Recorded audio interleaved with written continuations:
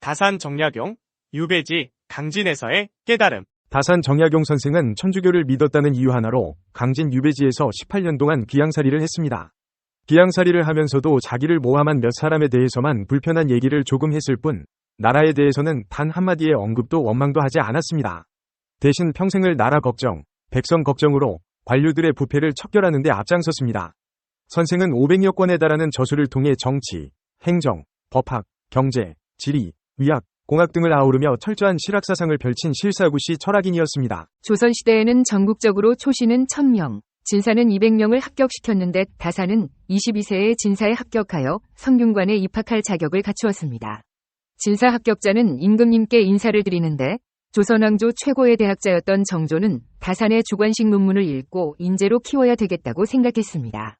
정조와 처음 만남이 이루어지던 날 정조는 이렇게 물었습니다. 너 이름이 무엇냐? 네, 정약용입니다. 나이가 몇이냐? 22살입니다. 알았다. 이 첫 만남을 다산 기록에 풍운지회, 즉 구름과 바람의 만남이라고 하였습니다. 정조는 성균관 학생들에게 수시로 시험을 치렀는데 다산이 계속 장원을 하니 감탄하여 학생인 다산을 수시로 불러 국가정책에 대해 물어보았고 다산이 올린 정책 여러 개가 국정에 반영되기도 했습니다. 6년간의 성균관 공부를 마치고 28세에 문과에 합격하여 벼슬길에 들어선 첫날 시를 지었는데 공직자로서 공념이란 두 글자를 마음속에 다짐한 것이었습니다. 이 다짐은 평생 동안 한 번도 흔들리지 않았습니다. 33세의 암행어사로 경기 북부 4개 고을을 암행 감찰하였는데 농촌 백성들의 황폐하고 비참한 생활과 관료들의 부패에 충격을 받고 이대로 두고 개혁하지 않으면 나라가 망하겠다 생각하며 결심하였습니다. 정조는 다산 선생이 30세 때 앞으로 10년을 계획하고 수원 화성 건축하라고 지시했습니다. 다산 선생은 설계를 하면서 도르래의 원리를 이용하여 거중기를 발명하였으며 거중기 11대를 투입해 2년 4개월 만에 완공하였으니 정조가 감탄에 마지 않았습니다. 다산의 유일한 배경이었던 정조가 서거하고 어린 순조가 즉위한 후 노론이 정권을 집권하면서 선생은 생애 최대의 위기를 맞았습니다. 신유사옥 때 천주교 탄압에 연루되어 40세의 유배형을 받았던 것입니다. 1801년 11월 하순 나주 율정점에서 정약용 두 형제는 기약 없는 눈물의 생이별을 했습니다. 둘째 형인 정약전은 흑산도로, 다산은 강진으로 각각 유배를 떠났습니다. 강진에 도착한 다산은 하루 종일 아무것도 먹지 못해 동문박 주막에 들려 주모한테 어려운 사정을 얘기했습니다.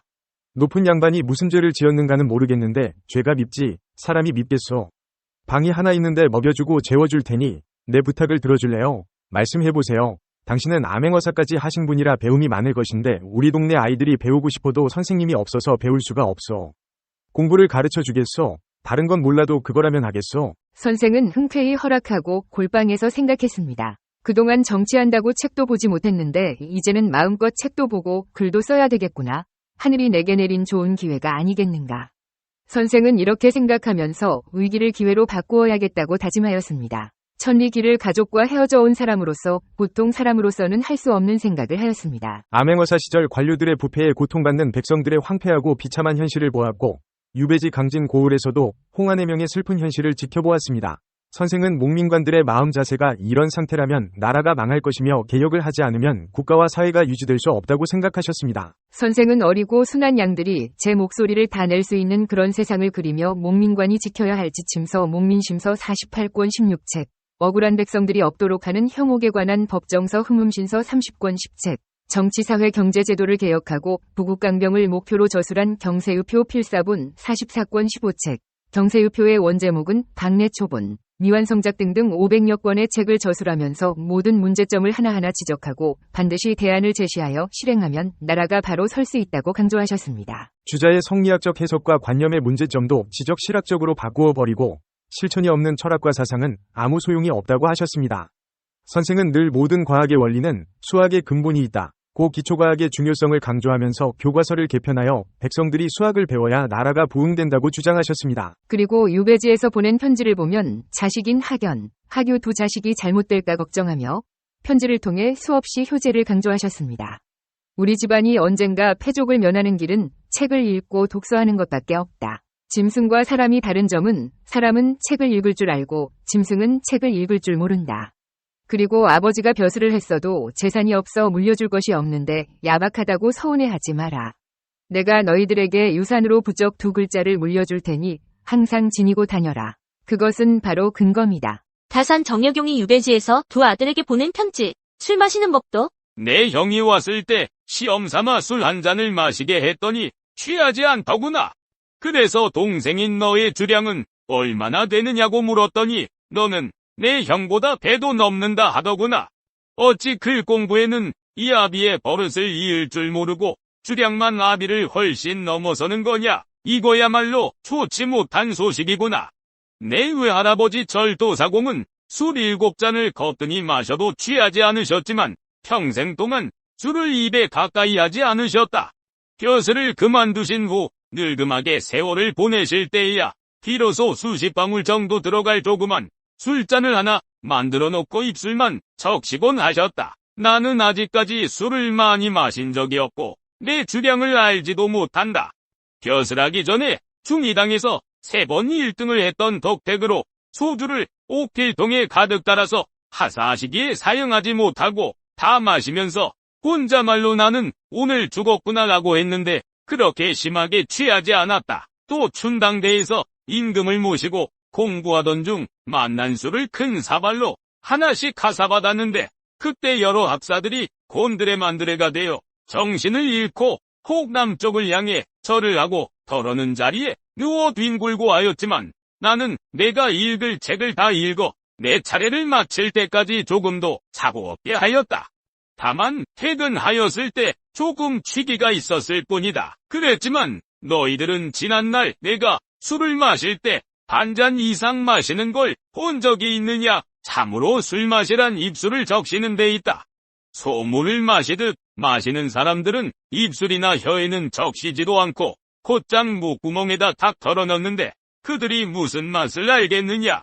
술을 마시는 정취는 살짝 취하는 데 있는 것이지 얼굴빛이 홍당무처럼 붉어지고 구토를 해대며 잠에 골아 떨어져 버린다면 무슨 술 마시는 정취가 있겠느냐? 요컨대 술 마시기 좋아하는 사람들은 병에 걸리기만 하면 폭사하기 쉽다. 주독이 오장육부에 배어들어가 하루아침에 썩어 뭉클어지면 온몸이 무너지고 만다. 이것이야말로 크게 두려워할 일이다. 나라를 망하게 하고 가정을 파탄시키거나 흉패한 행동은 모두 술 때문이었기에 옛날에는 뿌리 달린 술잔을 만들어 조금씩 마시게 하였고 더러 그러한 술잔을 쓰면서도 절주할 수 없었기 때문에 공자께서는 뿔 달린 술잔이 뿔 달린 술잔, 구실을 못하면 뿔 달린 술잔이라 하겠는가?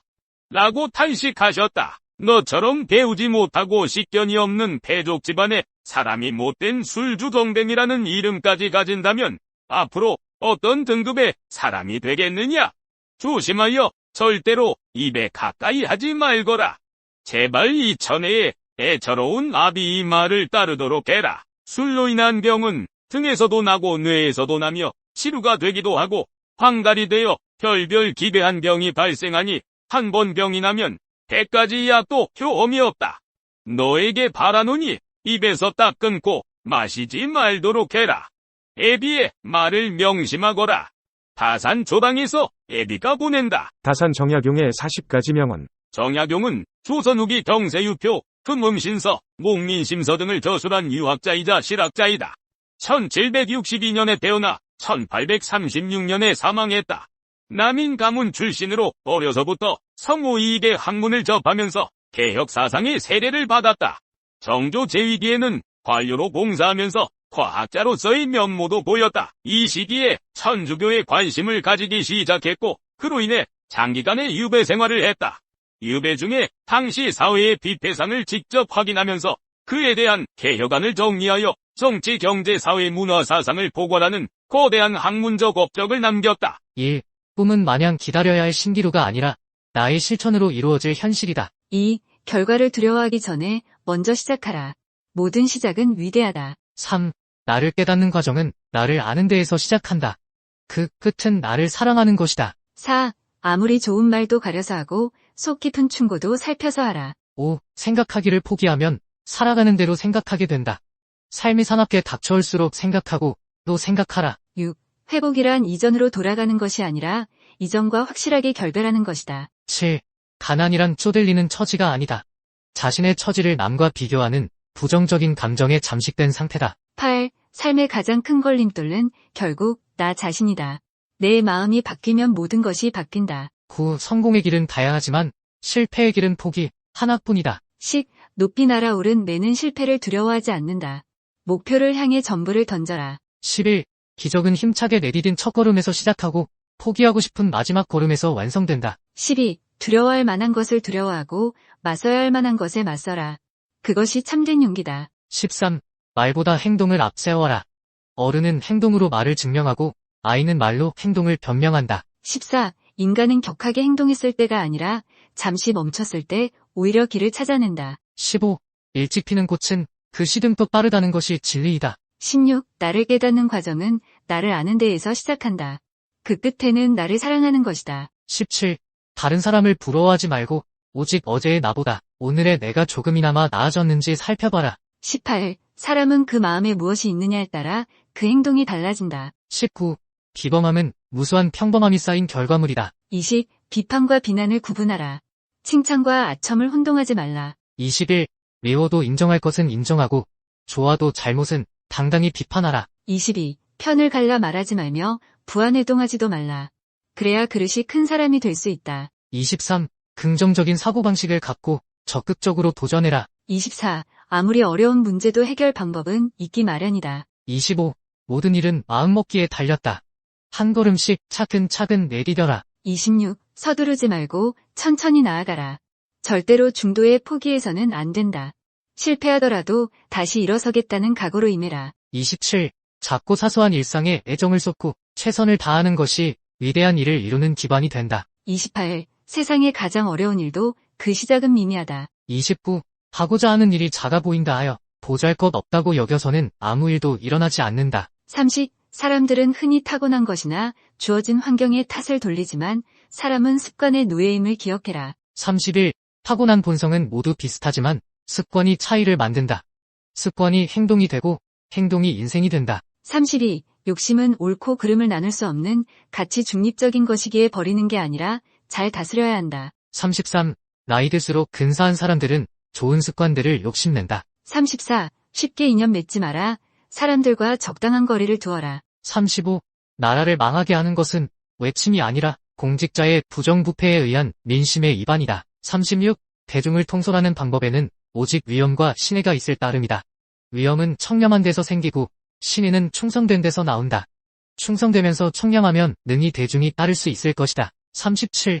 몸을 움직이는 것, 말을 하는 것, 얼굴빛을 바르게 하는 것, 이 세 가지가 학문하는 데 있어 가장 우선적으로 마음을 기울여야 할 일이다. 38. 겸손은 사람을 머물게 하고 칭찬은 사람을 가깝게 하고 넓음은 사람을 따르게 하고 기품은 사람을 감동케 한다. 39. 좋은 사람 되려다 쉬운 사람 되지 마라. 내가 행동하는 대로 남들은 나를 대한다. 40. 무슨 일이 있어도 서울 밖으로 이사가지 말고 버텨라. 분노와 보통을 참지 못하고 시골로 기버린다면 어리석고 천한 백성으로 일생을 끝마칠 뿐이다. 이 비디오가 유용했다면 좋아요와 구독 버튼을 눌러주세요. 건강한 삶을 위한 더 많은 팁을 공유할 테니 계속해서 저희 채널을 지켜봐 주세요. 감사합니다. 어떻게 사는 것이 가장 의미 있는 인생일까? 가끔은 문득 던져보는 질문입니다. 바쁘게 살다가도 스스로를 돌아보면 내가 가고 있는 길이 맞는지, 내가 살고 있는 방법이 옳은지를 고민하게 될 때가 있습니다. 가끔 던져보는 인생의 의미에 대하여 우리는 나름대로 답을 내기도 합니다. 높은 지위에 오르거나 돈을 많이 버는 것이 아름다운 인생의 의미라고 생각할 때도 있고, 배불리 먹고 따뜻하게 입으며 평생 아무 걱정 없이 살다가는 것이 인생의 참 행복이라고 할 때도 있습니다. 참으로 다양한 답을 생각하게 해주는 인생의 의미, 답은 한두 가지가 아닌 것 같습니다. 다산 정약용 선생은 인생의 의미를 말하면서 유생무생의 인생을 이야기하였습니다. 살아있어도 살아있지 않은 것, 즉 숨만 쉬고 밥만 먹고 살아있을 뿐, 살아있다는 아무런 의미도 없는 사람의 인생을 지칭하는 말입니다. 유생무생이라 살아있어도 아무런 의미 없이 살아있는 사람. 다산의 정의는 이렇습니다. 마음을 다스리고 본성을 기르는 일을 그저 한가로운 사람들의 일이라고 제쳐두거나 책을 읽고 세상의 이치를 따져보는 일을 옛날 이야기 정도로만 생각하는 사람이야말로 세상에서 가장 경박한 사람이며 살아있어도 죽은 인생이나 마찬가지의 사람이다. 가슴이 뜨끔해지는 인생의 모습입니다. 밥만 먹고 산다고 인생은 아니라고 합니다. 마음을 다스리고 이치를 따지며 인생의 의미를 찾아가며 사는 인생, 비록 남보다 지위와 재물이 부족하다고 해도 결코 밀리지 않는 삶이 의미 있는 인생의 참된 모습입니다. 유생무생이라 살아있어도 살아있는 것이 아닌 인생, 참으로 경계할 만한 구절입니다.